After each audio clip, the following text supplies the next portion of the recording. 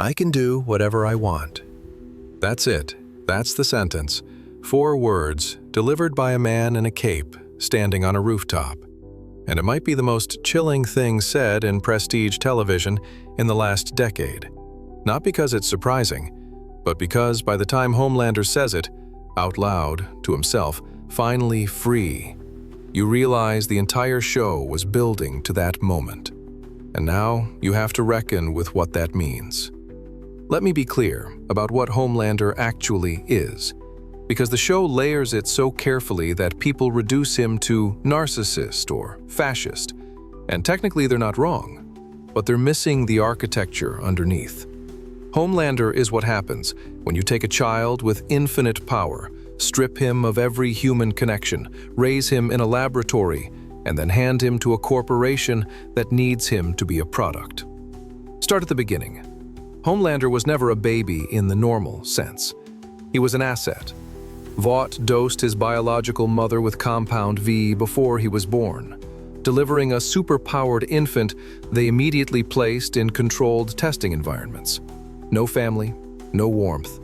Just fluorescent lights, scientists with clipboards and a red cape they occasionally let him wear when he performed correctly. The most gut-wrenching detail the show gives you is the recordings of young Homelander in the lab. He's alone in a room with a blanket he clearly treated like a comfort object, the way every small child does. And you watch scientists take it away, intentionally, to test his emotional stress responses. They documented how he cried. They measured it. That child grew up. And here's the thing about children who are never loved, never seen as human, never given any model for healthy connection. They don't simply become cold and detached. They become desperately, overwhelmingly needy in ways they cannot process. They want love, with the intensity of someone who has been starving for it their whole life. And when they inevitably don't get it in the right form, they either implode or they find another way to fill the void. Homelander found another way. He constructed a self. The public Homelander, the square jaw, the flag imagery, the rescue operations, the press conferences, is one of the most sophisticated pieces of personal branding in fictional history. And it's entirely intentional on his part. Not because someone told him to do it, but because approval is the closest thing to love that he knows how to receive. A stadium full of people chanting his name is the only substitute he's found for one person actually knowing him. The private Homelander is a man who drinks breast milk in the dark, because it's the only sensory memory he has of being nurtured. That image is played for shock value the first time you see it. On rewatch, it's devastating. The Stormfront relationship is the show at its most disturbing. When Homelander meets Stormfront, an actual Nazi, literal Nazi, not a metaphor, he doesn't see her ideology first. He sees someone who is not impressed by him. She talks back, she provokes, she doesn't perform deference. And for Homelander, who has had every person around him either worship him or fear him, someone treating him as a near equal is intoxicating. She also masterfully identifies exactly what he wants to hear. He's not a weapon, he's not a product, he's superior, he deserves more.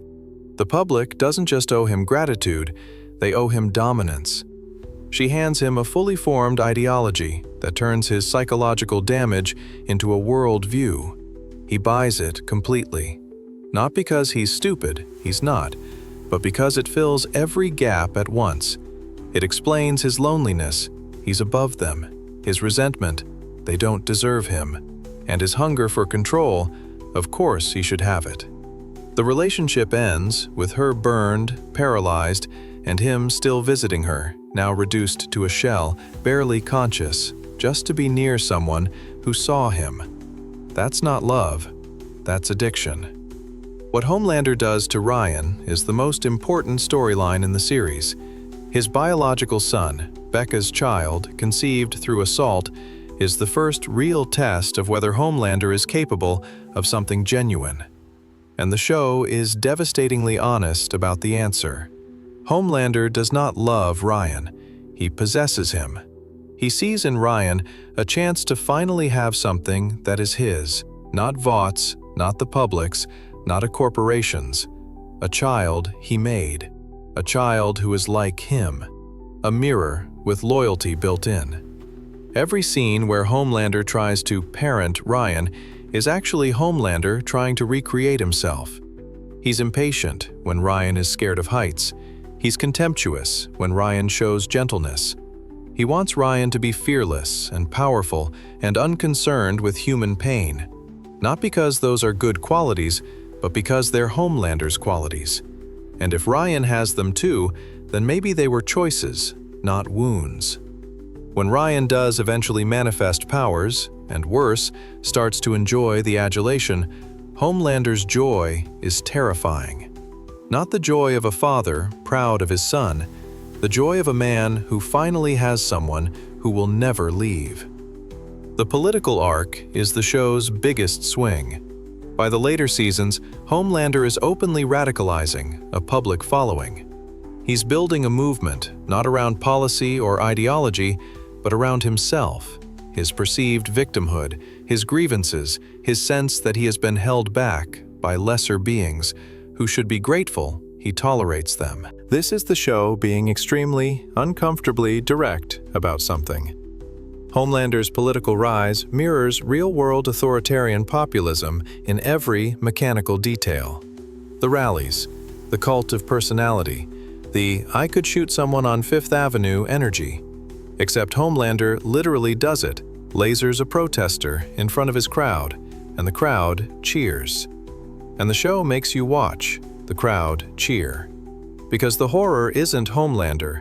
The horror is that there are enough people who feel small enough, left behind enough, hungry enough for a strong man to follow, that a literal supervillain can become a political movement just by telling them they deserve better, and he's the one to give it. So what is Homelander, really?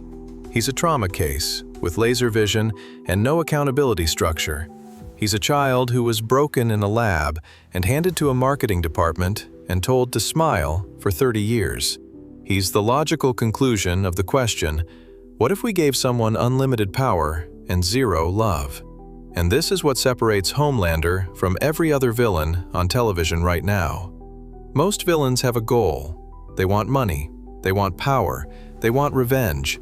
Something specific, something finite, something you can point to and say, that's what he's after. Homelander doesn't have a goal. He has a void. And that's so much more frightening. Because a villain with a goal can theoretically be satisfied. Give him the money, give him the power, let him win. Maybe he stops. But a man with a void, nothing fills it. Not the rallies, not the approval, not Ryan, not Stormfront, not even the moment where the whole world finally admits that he's the most powerful person alive. Because the thing he actually wants, the thing he has always wanted, is to be loved by one person who sees exactly who he is and stays anyway. And that person doesn't exist. Because the people who saw who he really was ran, or died, or were destroyed by him before they had the chance to leave. So he keeps going. Bigger rallies, more control, more fear. Not because it works, but because stopping means sitting alone in a quiet room with the truth of what he is. And Homelander, above everything else, cannot do that. The show never asks you to forgive him. It doesn't even really ask you to understand him in the sense of excusing him. What it does, what's so uncomfortable, is make the origin undeniable. You cannot watch those lab recordings and pretend the monster appeared from nowhere. He was made, deliberately, by people who needed a weapon and didn't care what it cost. The scariest part of this whole show is not the laser vision. It's not the invincibility. It's not even the political movement building around him. It's that Homelander is not unique. The specific powers are fictional, but the psychology, the abandoned child, the desperate need for validation, the rage when it doesn't come, the crowds who cheer anyway, that's not fiction at all. We have seen this before, in real life, in real history. in real consequences that real people paid for. The boys just gave it laser vision and a cape and put it on a streaming service so we could finally look at it directly. The tragedy is that the weapon knows it was made and hates everyone for it, and will spend eternity making them pay. I can do whatever I want. He's right, and nobody stopped it early enough. And now, here we are.